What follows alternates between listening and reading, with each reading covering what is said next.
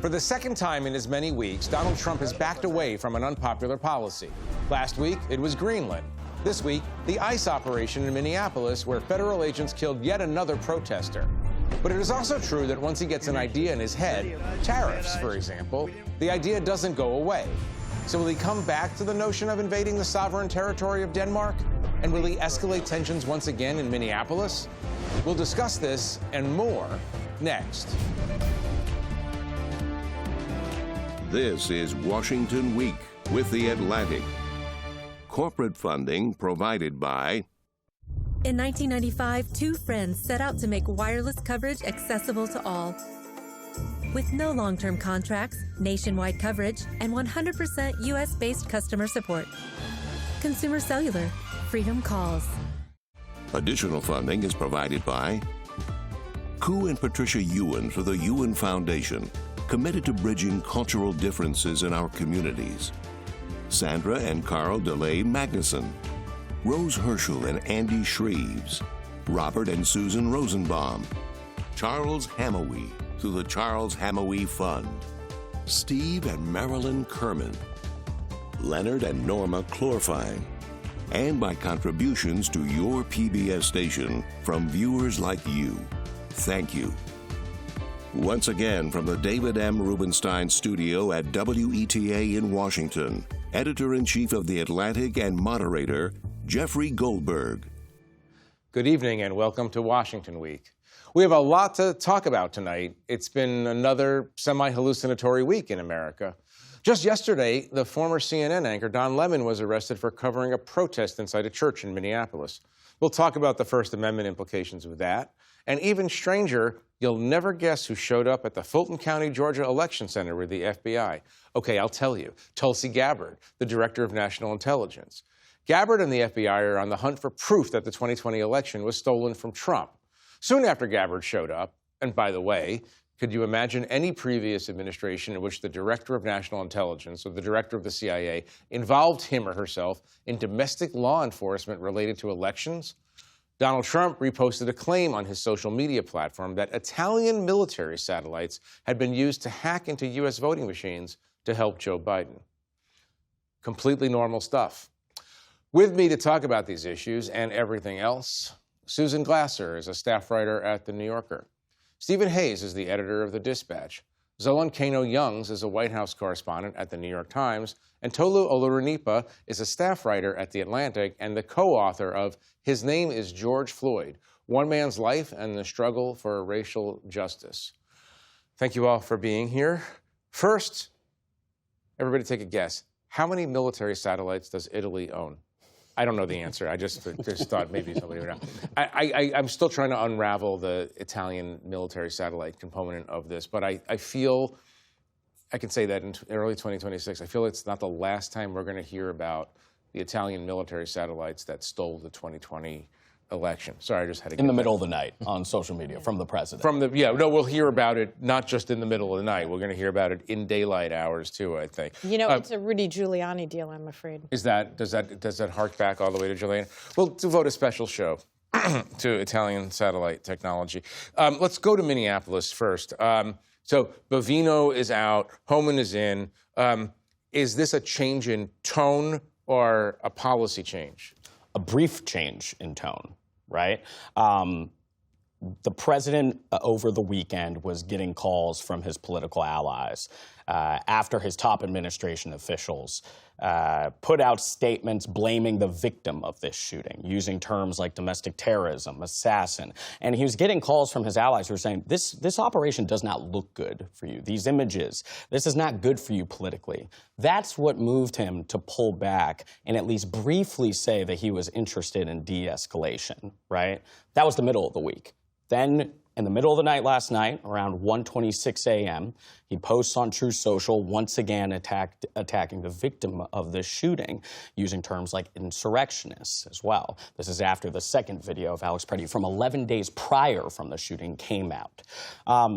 That's the tone, and that's consistent with President Trump, often issuing contradicting messages at times, pulling back slightly only to realize or think that he was right along and double down. Right. When it comes to policy, though, we don't have much evidence yet that there's a difference on the ground here, besides Tom Homan saying that he's in talks with local officials. This is what, just watch this for 1 second. This is what Homan had to say when he was reintroduced as the new leader of this effort. The president, one of the words he said to me when I came up here, he said he didn't want to see anybody die. I don't want to see anybody die, even the people we're looking for. I don't want to see anybody die. So I have to admit, I tripped on the even the people we're looking for, because in another age, obviously, that would count as a somewhat provocative statement, because, of course, the operation is meant to detain, arrest, and deport illegal immigrants with people with criminal records and so on. But put that aside for a second. Tom Homan, who is one of the authors of the family separation policy, is now being positioned as the calm leader of this effort. Steve, do you expect anything different, or do you agree with Zolan that we're just going to, what's the word that we were using before we went on air? Toggling back and forth. Toggle back and forth. Yeah, I suspect this is mostly toggling. You know, we've seen these kinds of tactical retreats from Donald Trump before, from the White House before, where Greenland. He'll go as far as he can. Yeah, we saw one last week. He'll go as far as he can. He makes the maximalist argument. He makes the maximalist argument in public. He does this in his private, deals, art of the deal, and then he pulls back. And the idea is that he's going to pull back and head in a different direction. But he rarely does. So I think it's likely that we'll see more of what we've seen before. I do think the interesting thing is when you think about what we saw over the course of this past week, you have an amoral president who says he's constrained only by his morality. But there is another constraint, and it is when his allies, or Republicans in general, raise concerns either privately, directly with the White House, or in this case, several times from several people, in public. And for Republicans who have mostly remained silent and gone along with the president on whatever it is that he wants, this should be a demonstration that they can change. They can at least get him to slow down for a minute if they can't change course. Yeah, I mean, I feel like that's the dream that we've all been chasing for the last decade. And in fact, it strikes me that Trump actually has taken the measure of the Republicans on the Hill and found that there are so few of them who are willing to engage in that. In fact, when a couple of senators called for him to fire Kristi Noem, the Homeland Security Secretary, he laughed in their faces and called them losers. And you'll notice we've ended the week with her still in her job, with Stephen Miller, the real architect of this policy, not only still in his job, but arguably the most important advisor to the president, not just on immigration policy right now. Not only have they not retracted their statements, you can go find all of those posts from Stephen Miller still calling a dead person, essentially, smearing a dead person, calling him an insurrectionist. Donald Trump saying that. And in fact, he was actually asked I believe at the premiere of his wife's documentary, are you de-escalating? No, right. I'm not doing that. There are 3,000 agents right now, federal agents in Minneapolis. That represents something like 8% of the entire force, all deployed to this one city in Minnesota. It's remarkable. And Tolu, you know Minneapolis quite well, covering the George Floyd story for years. That's much larger. That number is much larger than the entire Minneapolis Police Department. I want you to talk for a minute about why Minneapolis. Why is it always Minneapolis? Well, one of the reasons Minneapolis has stood up to this, what they call an invasion of their city, is because they've had practice. In 2020, they had to come out to the streets in part because they saw the police killing someone on camera, and they flooded the streets and they started to protest. And those protests— Is it a very, very left city? Is it one of the most left-leaning cities in America? Not necessarily, but it is a city that has a long tradition of activism, and that tradition was supercharged by what happened in 2020. They saw what they were doing on the streets go global, go around the country, and people going into the streets in major capitals in the U.S. and then go international, and people following their lead across the world as well. And so they took that, and they took some of the victories of that protest, including the conviction of the police officer who killed George Floyd, and they realized that they could win some victories by doing this kind of direct action. And so that same network has continued to activate now that there are multiple videos of people being killed by the state in these immigration protests. Right. What happened in that church with Don Lemon? Can we figure that out? Well, that is one version of direct action that the very Minneapolis activist community decided to go into a church and criticize a person who was involved in that church, who was a member of the ICE operation, and Don Lemon and a couple of other people were going in there filming and broadcasting what was happening. And yes, you could say that going into a church might be seen as, you know, a little bit over the top or maybe uncouth for some people, but they wanted to show that they were going to go to do things that were different because of the way that this operation with 3,000 people going into a city, taking kids away from preschools, separating families. This is something that's really disrupted their community, and so they wanted to do something different. Right. Obviously, Don Lemon ended up getting arrested for the act of journalism, Right. and that is something that we're watching. It does strike me that invading a church during a service is not necessarily a good way to reach the middle of the country. It also strikes me that Don Lemon was there recording. As a journalist. Playing a role as a journalist. Steve, is this a sign of things to come, especially when it's come just a couple of weeks after a Washington Post reporter's house was raided and her devices seized? Yeah, I mean, I think certainly the president, I mean, he's made no mistake or no secret about the fact that he wants to intimidate journalists. He's done it whether he's, you know, sued big media organizations, whether he's called out journalists specifically, whether they've raised the prospect of going after journalists for what they called hate speech. He made that specific argument about Jonathan Karl from ABC News. I mean, this is what the president does. He did in his first term, he called journalists the enemy of the American people, and he promised throughout his campaign that he would get retribution. I think that's what we're seeing. I don't think he's sort of guileless about it. It's not really like he's dressing it up much. He said he wanted to get Don Lemon. 2 federal judges said there's not enough evidence, we're not going to do this. Apparently, some of the prosecutors who were to have been involved didn't want to be involved.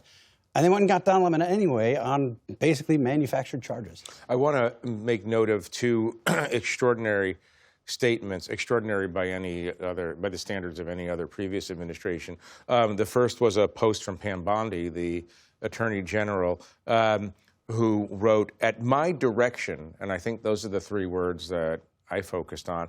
"At my direction, early this morning, federal agents arrested Don Lemon and named several other people, including Georgia Ford, who's also a journalist, in connection with a coordinated attack on City's Church in St. Paul, Minnesota." The second tweet was from the White House account, which is a photo of Don Lemon been arrested, and it says, "When life gives you lemons." And was there, so making a kind of a snarky joke about the arrest. But the Pam Bondi, that's really something. I mean, that seems highly unusual, Susan? I would say there's no other example that probably any of us can think of something like this. The Attorney General of the United States obviously does not normally concern herself or himself with a matter like this. And it's really remarkable because although it's true that Donald Trump has gone after the press, he's accused us of being enemies of the people, he has tried to restrict White House access, he has filed lawsuits against the New York Times, CBS, ABC, other large news organizations. This is the first time he's ordered the arrest of a journalist. So I do think a line has been crossed here. And I looked at the complaint when it was unsealed today. And one thing really leapt out at me right there on page 11. One of the things that they're accusing Don Lemon of doing is peppering the pastor with questions. That is called doing journalism. They have explicitly criminalized the act of journalism in their legal filing here. And, I think it's the kind of thing that we're inured to these events, and this goes back to our Minnesota conversation. Donald Trump has a playbook. He's in, political hot water. What does he do? He distracts. He gives disinformation, he delays, he denies, but distraction. And this is what Pam Bondi was doing, I think, also. Yes. She was trying to ingratiate herself with Donald Trump Absolutely. by including that "at my direction" phrase. It's going to cause problems. I mean, this case I don't think is going anywhere anyway. It's but hard if to it were, imagine that a judge is going to. that's not I mean, gonna there was be- already questions. The magistrate obviously didn't want to go forward earlier. But no, that's interesting. I asked you, totally, as a former White House bureau chief, Zolan, you just spent 4 hours with the president. There's a difference between the president and his people, though. The president also loves the media. He can't live without the press. Some of the other people around him, maybe Pam Bondi, certainly Stephen Miller, seem to be not liking the press at all. But am I onto something there, or is that just, am I just imagining that he has a kind of, he understands the symbiosis? It makes me think of that time where the Pentagon first issued restrictions against Defense Department reporters. Before they kicked them all out. Right, and then the president was asked about it, and he almost seemed surprised about it and had a comment of, well, wait, no, we want this coverage. Of course, they did go with those restrictions, right? But you do have a sort of two-pronged thing where the president loves being in front of TV cameras. He loves being on the radio. And, you know, you have that sort of relationship with the press. But at the same time, this is not an administration that embraces dissent all that well, right? You have seen them mobilize the federal government to go after political opponents, to oust administration officials that are not loyal to the president as well. And the press, when the job is at times to be confrontational and also to hold the power to account, that doesn't align with the previous actions that you've seen from this administration in the past year. You worried about this going forward to midterms and then beyond? It is highly concerning, and we'll have to watch and see where this case actually goes. But the fact that they're willing to take this step is, in part, a president that finds himself against the ropes, especially in Minneapolis. He sees these protesters standing up to him, making his poll numbers go down, and things going out of control, and he wants to exert some level of control. And so doing something that's unorthodox, arresting a journalist, lets him and his administration feel like they're in some level of control on an issue where they've lost a lot of the control. And so that is one way they're trying to crush dissent, trying to show that they can have the power in this power struggle between the residents of Minneapolis and the administration, and they're flailing a little bit and doing things that other presidents haven't done. And so I'm a little concerned that's something they'll continue to do. Let me ask you a related question, semi-related Minneapolis question. We're hearing a lot of abolish ICE now, and it's coming into the closer to the center of the Democratic Party politics. You were obviously covering George Floyd 5 years ago with defund the police and abolish the police, all that sort of thing. Turned out to be not such a great strategy for the Democratic Party.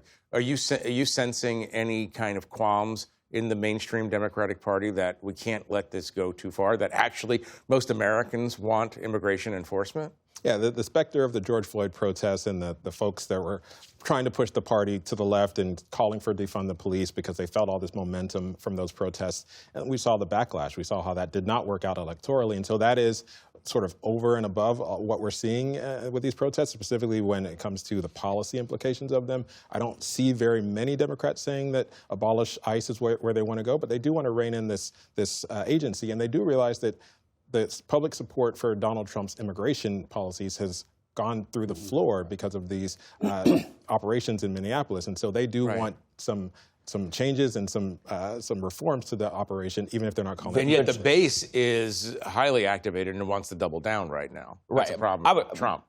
Yes, but also the train has left the station on abolish ICE, right? Remember, there was a bill passed last year that made ICE one of the highest funded federal law enforcement agencies, more funding than some militaries in the world, right? So this conversation around restraining ICE at that point, that conversation is almost, that's passed at that point.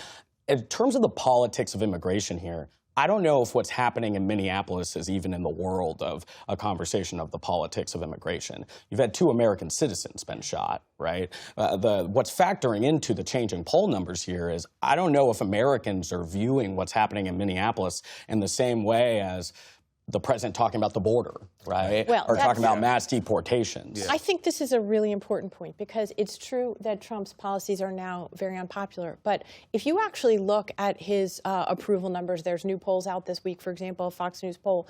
And it's true that Donald Trump is wildly unpopular. But guess what? He is actually exactly as wildly unpopular today as he was in December before the killing of Renee Good and before the killing of Alex Preddy. And, you know, I think that's also true, by the way, largely on the immigration front. And, you know, I feel like we've been through so many iterations of Donald Trump has done something so unacceptable, and this is it, and it's an inflection point. How many times have you heard that this week? And while it's shocking to the conscience, and I also think it's very affirming to many people who don't like what the president's doing, to see how brave the people in Minnesota are. The truth is that Donald Trump has this confidence that he can weather this storm with his damage control playbook because This is the guy who was reelected after January 6th. And on January 7th, by the way, 2021, Donald Trump, he said what he had to say. He went out there, he said that, you know, these rioters had profaned our great capital, that they should be prosecuted, the same people that he would go on to pardon. And I think it's really, it's an And then it shifted pretty quick to that was a day of love. People's views of Donald Trump are people's views of, he's at the low end of where he is, but he's still where he's been. Let me ask you a question, not to make everything about polls and electoral politics, because this is bigger than that, but there's a not unreasonable chance that Donald Trump may order another strike or a series of strikes on Iran next week. Would that change the subject, at least? Would that be a motivation for him? I mean, look, certainly if it were to happen, people will believe that to be the case regardless. And I think that's the problem. I mean, we're talking on Friday, millions of files in the Epstein case were released today. Many people immediately made the connection of this as a distraction. You know, Donald Trump is the only person for whom a new scandal distracts from an old scandal. Trump has certainly been escalating his rhetoric and his pressure on Iran over the last couple weeks. He has been threatening it. He has moved military assets back from the Western Hemisphere, from the Caribbean, back all the way to the Middle East. He has publicly issued threats to the Iranians. You know, maybe churlish of me to point out that he's also talking once again about getting rid of the Iranian nuclear program that he claimed had been obliterated by his previous strike. So, you know, it's not clear to me Trump is prepared to go there or even what the rationale for it is, but I definitely would not exclude it in the next few days, Jeff. Right. Steve, Tulsi Gabbard, what's going on there in Georgia? You want me to answer that definitively, as if I know? Because I can't. Nobody knows. No, I want you to just play Steve Hayes on television. Okay, I'll do my best. Yeah. In a troubling situation. I mean, actually, I think in some ways it's related to the Pam Bondi point I made earlier. Tulsi Gabbard was on the outs. She was somebody who was not involved in much of the discussion about Venezuela. Nobody really has a good sense of what she's doing all day, every day as Director of National Intelligence. And it has been widely reported that Donald Trump was down on her. And there's nothing you can do if you are in Trump's orbit that will get you back in his good graces sooner and faster than going and supporting his crazy arguments about the 2020 election having been stolen. So she's down there at a time when they're seizing ballots, when they're raising questions yet again about Fulton County. There were reports back in December that got sort of MAGA world very excited about new developments there that really weren't new developments. And it's unclear if this is sort of a follow-on to that, because those were entirely domestic. This was not about Italian spy satellites back then. But today, as you pointed out, he's tweeting about that. Sidney Powell, who was the long disgraced conspiracy theorist who Trump's own people tried to fight to keep her out of the Oval Office in 2020, is back, appearing in a picture with his weaponization czar. So stuff's about to get crazier than it is. You agree? It's going to get crazier? Based off of this pace and trend? I mean, it certainly seems that way. I mean, also, this is prompting concern among election security officials for the forthcoming election as well. The 2026 midterm. Yes, that's right. So the concerns are? Well, I mean, just you have a federal government that's responsible for election security and maintaining the sanctity of these elections, and then you have a president that obviously has been mobilizing his government towards the grievances of the previous election, right? Do you think this is the beginning of a campaign to throw so much smoke, make so much smoke that you can't see the truth? One quick point. When Donald Trump was asked about this, what she was doing, what's going on in Fulton County, presumably this is all backward-looking, relitigating 2020, and he answered with a forward look. She's keeping our elections safe. Right? They're after the voter rolls.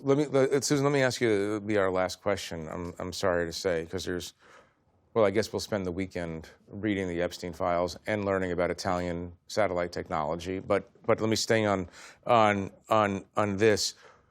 I don't want to sound alarmist, but when the head of your foreign intelligence operation, the biggest foreign intelligence gathering operation in the world, is positioning yourself domestically, I think that's unprecedented. I know we're not supposed to use the word unprecedented because it's so overused, but This strikes me as one of the most dramatic things I've seen since Trump came back to office. Is that fair? Absolutely, and I appreciate that you're focusing on it because we're in this, sort of smoke grenades everywhere we turn today. We haven't even talked about the $10 billion lawsuit Donald Trump filed against his own Treasury Department for leaking his taxes. We haven't talked about his new Fed chair. I mean, we're literally in the smoke bomb phase of this situation.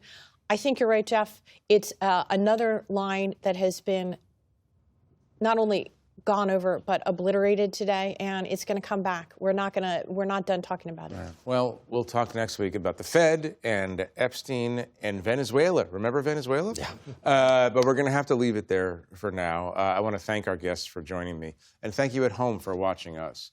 For more on the president's Iran options, please visit theatlantic.com. I'm Jeffrey Goldberg.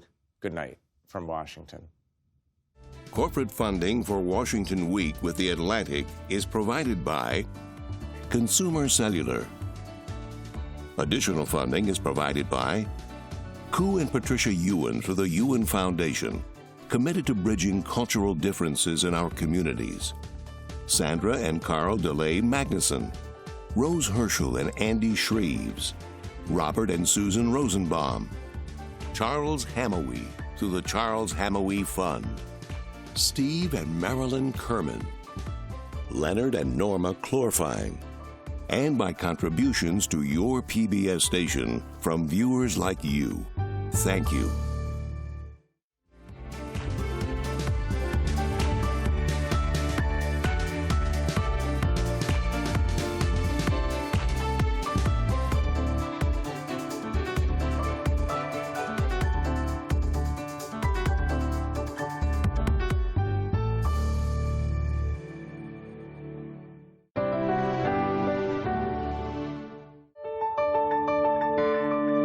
You're watching PBS.